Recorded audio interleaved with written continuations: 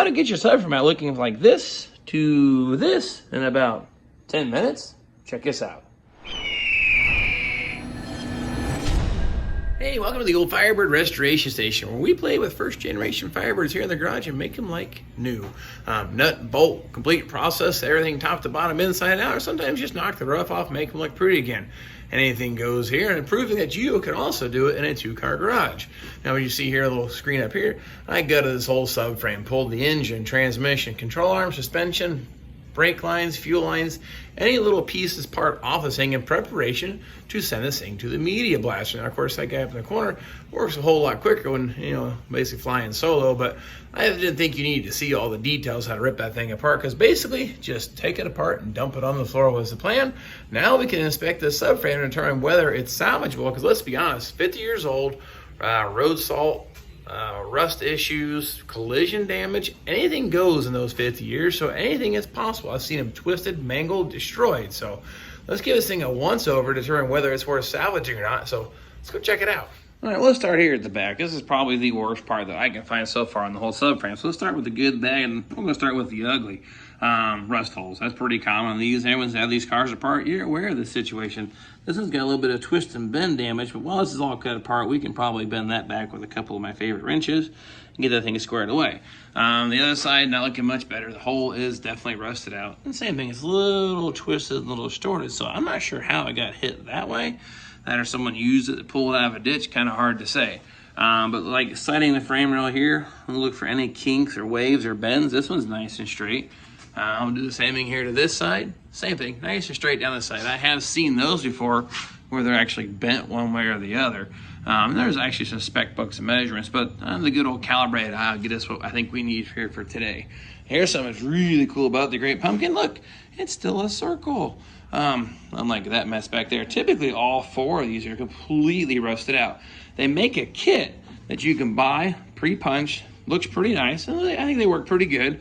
You can weld right into place with repair panels, but I happen to know a guy. He's got some happy pieces of metal here to be cut up and put into place. I like to make my own pieces and weld them in, so that's those little pieces of scrap there for. And then we get here towards the front. The areas here looking for the same thing, any kind of bent, twisted madness. These are the front frame horns here where the core support bolts to it. Sometimes these will be twisted over or anything, but same thing, looking really good. These areas are kind of prone for rust out. Look here real good around the control arms. Make sure there's no excessive rust or broken off. So, of course, when you get back from the media blaster, it unfolds a little more of the mysteries, if there is any. Same thing, we'll look at the front frame rail. Looks nice, straight. Same thing here, looking pretty good. No kink damage or anyone's taking a torch to this. And this is kind of strange. Someone actually took the time, someone left this car while the engine was out, because it's all painted white. I'm not sure if I would have done that, because even the bumper supports are painted white, and the control arms and the cross member. But obviously someone thought that was cool back in the day. Maybe it did look really neat when it was done, because even the brake drum has some white paint on it. I have no idea, but hey, each to all their own, I suppose. Looking at this side here, it's a little rustier here. I'll have to inspect this area real good when I get it back from the sandblaster, so that might be okay. It's just kind of a spot that I'm gonna keep an eye on. And look at this, still a nice little circle. So, what I can tell from this subframe, I don't see any signs of collision damage. I don't see where it's warped, bent, twisted. Minimal rust there, and bad back there. I think we'll just go ahead with the plan of patching these bad boys up and making a gooder. So that's what we're gonna do today. Make those like they're supposed to be. Let's get down here. Of course, you see a jack stand. I'm not using bricks today. I know, but I promise you that I'm not sick. It just happened to be a jack stand sitting here, so I grabbed it instead. Got a couple chunks of metal, cut-off wheel, grinding wheel, some markers to keep things going so you know where I'm cutting at. My favorite thing for tape for getting things lined up. Gonna use these, do some persuading on the bent edges here and get that squared back up once it's all cut out.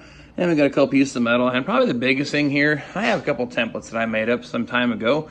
My favorite cereal box stuff here. It just works great and it's free. But here's what I've got. This piece here lines up, of course, back here in the back. Now, of course, you can flip it over and do the exact same thing here on the driver's side. They're basically mirrored images of each other. This hole is about 1.5 inches in diameter, and I have searched high and low, but I've either misplaced, broken, lost, let someone borrow, or it just disappeared. So I won't be able to drill the hole through it today, but we can at least get everything all welded up and tacked up in that direction. And this one here is for that spot up there, but fortunately, I don't need this go around, but that did make these up in case I ever need them. So this time around, put that off to the side, and we'll focus on getting this down here first. What we're gonna do first here, this here is actually pretty decent metal. Look clear out to the edge. I'm gonna clean all the rust off and find out where I'm gonna leave this thing in at, and essentially this will kind of lay right into place. They weld it continuously right through here, then I'll butt weld it through here, and then I'll same thing, I will butt weld the whole side here, because the frame actually gets just a slight bit wider as it hits right about here. So I'm gonna cut just on the inside of the vertical face. That's gonna be my start point, and I'll get this here all cut off and cleaned off. Then we'll get the top layer off, then we'll work on doctoring or figuring out what we're gonna do for the bottom layer. So there should be 2 layers of steel in here, but as you can see, it's completely 100% gone. It used to be tied clear over to here. You can kind of see remnants of it.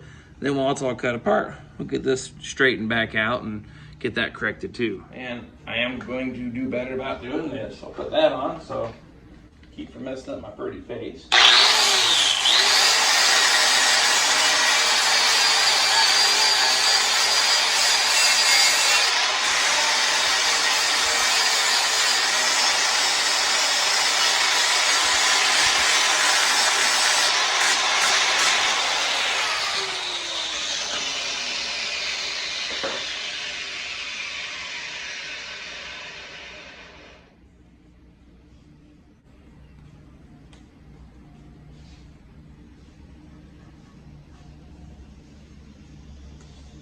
Now, basically since the bottom piece is junk, I'm gonna cut through right through both of them all the way and cut this thing clean out.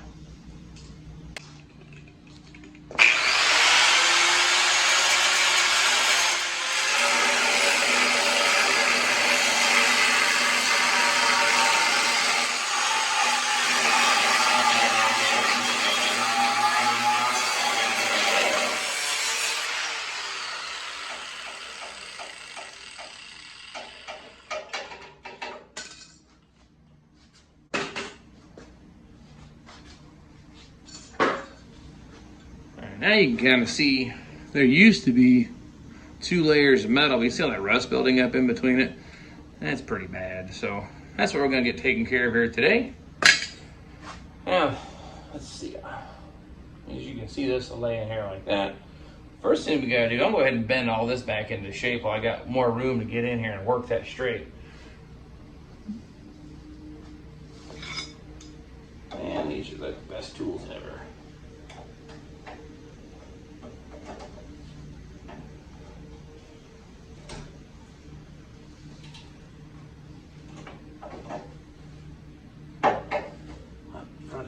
Really lay over good.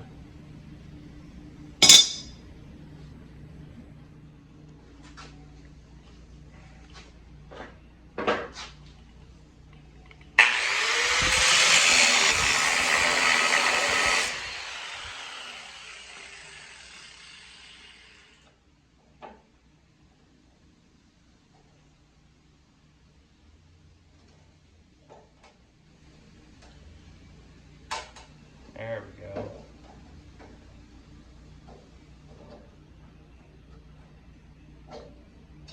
That's probably been wadded up for quite a few years.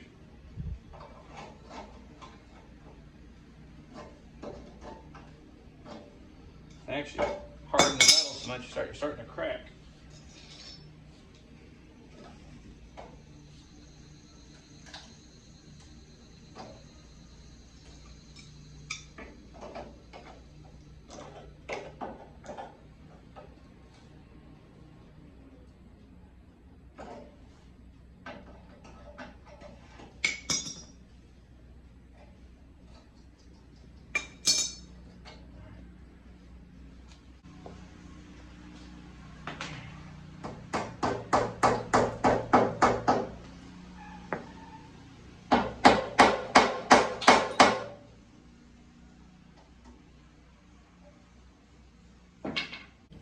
All right, now I'm gonna clean up all the rust on the edge here that I plan on welding to.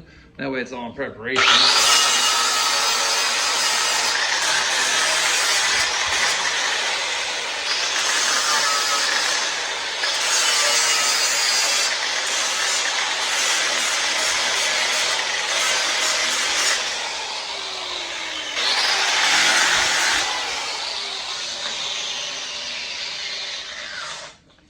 kind of tapering the edge a little bit, so when I go to weld it, it'll do a lot better job of butt welding. All right, now I'm gonna start tying this in. I'm gonna bring it clear over to about, maybe a 1/4 inch or so from being full width. So I know, well, corner won't fit up in there. A lot of this corner off.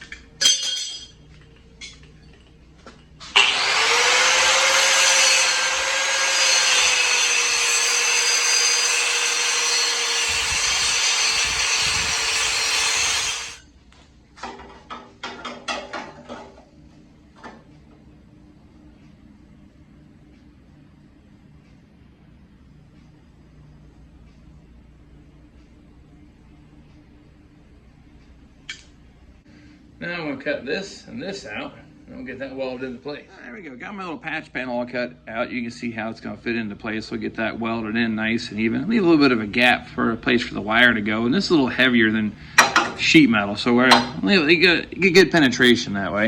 And the other thing we're going to do, we'll go ahead and start welding this corner up here first. I got a little more room to get in here. I may try to go ahead and tie that all back together, make it a whole lot easier now. And then we'll get that piece put in.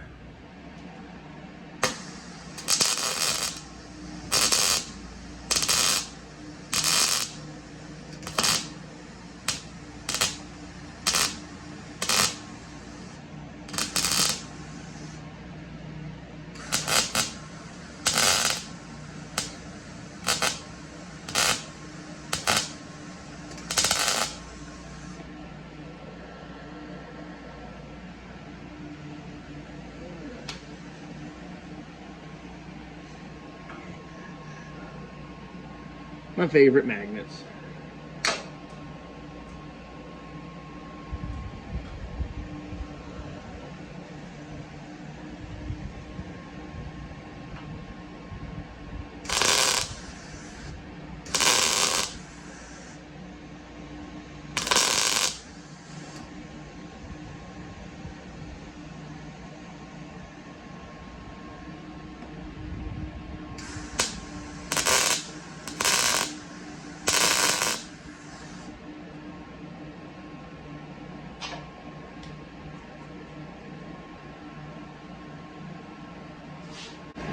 Okay, well, got to tack weld it into place, and I'm going to try to get this all filled in, get it to weld all the way through.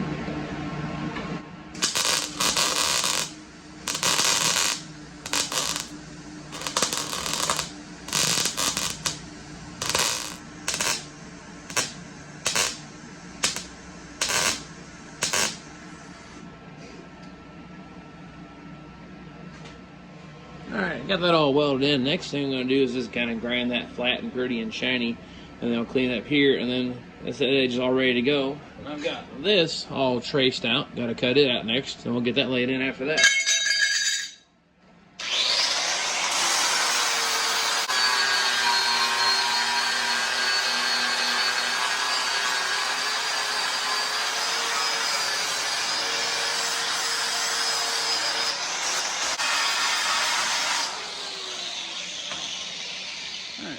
Got this all welded in, kind of buffed down. I'm going to put a little coat of weld-through primer to help prevent corrosion. Because I think the reason the rear rots out more than the midway is there's actually 2 layers of steel here, and any kind of moisture, salt, anything gets in it just kind of festers. They get our little patch panel cut. It's ready to go into place there. And this actually gives you the same kind of like factory look. They have this weird stagger where they didn't necessarily line up, and that's factory. So this is actually going to look really good. My height's looking real nice. And if you look down here underneath, once it's all said and done, that'll actually look very original, kind of hard or non-detectable repair. Once you get these 2 sides welded in, you come through and you weld this side, and you weld this here just a little bit, and then I'll take my template, lay it back on top, and that tells us where we need to put our hole at. Now, unfortunately, I said I don't have my 1.5" bit. I can't find that thing anywhere, so I may have to get me a new one from Amazon or something. So I may not be able to drill the hole today, but at least you can see all the layers that go in. And of course, I will more than happily, if you don't have these, I'll make you a copy of these. Hit me up in the comments and give me your address, something like that, and I'll mail you a photocopy of these to scale in case you want to try to make your own patches like this. All right, just a light little coat of something in between the layers, just to help slow that corrosion stuff down, because that stuff's bad.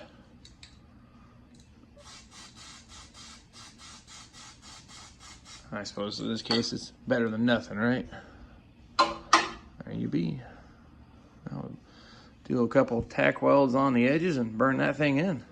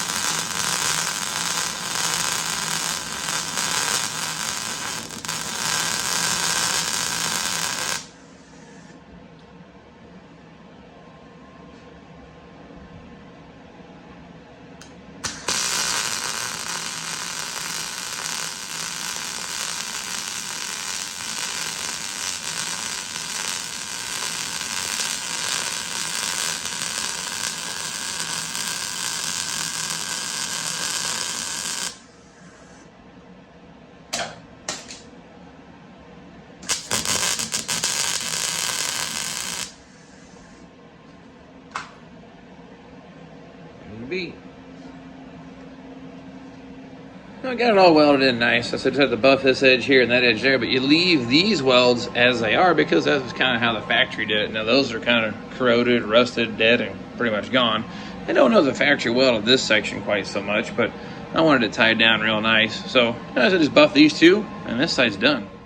Well, there you have it. Maybe about 10 minutes worth of work. We've got a frame all restored, patched back up, in really good condition. And of course, you see the inside now. Whenever I go to drill a hole through this, you'll have a fantastic anchor to tie back into again. Unlike whatever this garbage was, as you can see the amount of rust in here. Again, huge improvement. Probably about 10-15 minutes worth of work. So now, unfortunately, I'm gonna do the same thing to the other side, but I'm not gonna drag you along for that. So like I said, you gotta drill a hole here. Not too complicated. You get one of those little hole saws. Go ahead and lay this into place, mark it up, and there you go. That's right where the hole goes. You know, you just keep looking for something, eventually you're bound to find it. Well, that's what I was thinking at one point too, but just because I actually found it at the hardware store doesn't mean I didn't find it. But nonetheless, I got an 1.5-inch drill bit here, or a hole saw. We're gonna punch 2 holes in this frame here and wrap this project up. All right, well, here we go. Got the bit. Now I just kind of eyeball the center of it. I use a 1.5 inch because if you guys ever used these bits before, they wobble a whole lot, so it does make the hole slightly larger. A little cutting well. Put on there and just let it rip.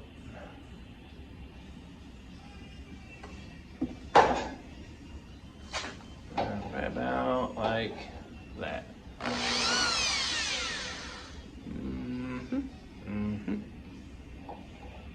Okay, there.